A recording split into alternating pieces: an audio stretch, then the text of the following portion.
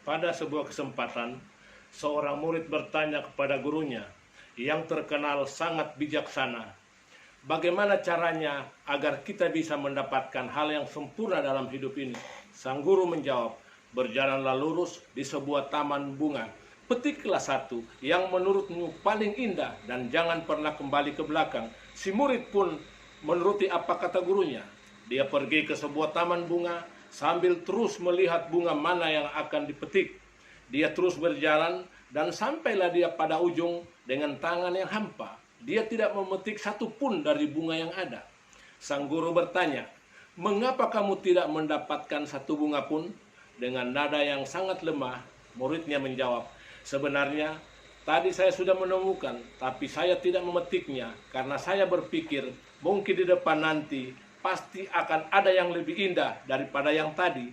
Namun ketika sampai di ujung, saya baru sadar bahwa yang saya lihat tadi itulah yang paling indah. Tapi saya tidak bisa kembali ke belakang lagi. Sambil tersenyum, gurunya berkata, ya, itulah hidup. Semakin kita mencari kesempurnaan, maka semakin jauh kita untuk bisa mendapatkannya. Karena sejatinya kesempurnaan yang hakiki tidak pernah ada. Yang ada hanyalah keikhlasan di hati kita untuk selalu menerima kekurangan.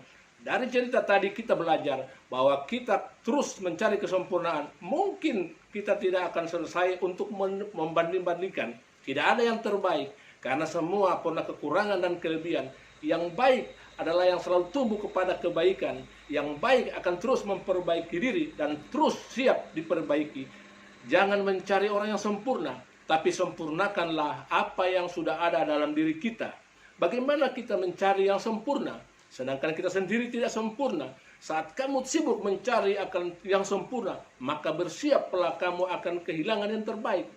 Bagaimana kita bisa memilih? Apa yang menjadi dasar kita untuk bisa memilih? Dasarnya adalah kecukupan. Manusia bisa memiliki ribuan pakaian yang ada di lemarinya, tapi dia hanya memilih satu untuk bisa dipakai. Manusia bisa memiliki ratusan makanan yang ada di meja dia, tapi dia hanya bisa menghabiskan beberapa saja. Intinya adalah perasaan cukup. Jika satu gelas air bisa menghapus dahagamu, maka kamu tidak butuh banyak air yang mungkin hanya menenggelamkan kamu. Cukup yang akan memberikan kenyamanan. Berhentilah untuk mencari kesempurnaan, karena yang kita butuh adalah orang yang tahu ketidaksempurnaan kita, tapi tetap memilih untuk bersama kita. Berhentilah mencari yang sempurna, tetapi jagalah orang-orang yang selalu menghargai kesempurnaan kita. Sekali lagi, kalau kamu sibuk mencari yang sempurna, maka bersiaplah untuk kehilangan yang terbaik. Hiduplah dalam cukup, karena cukup akan menghadirkan kenyamanan, dan kenyamanan akan mendatangkan kebahagiaan. Terima kasih.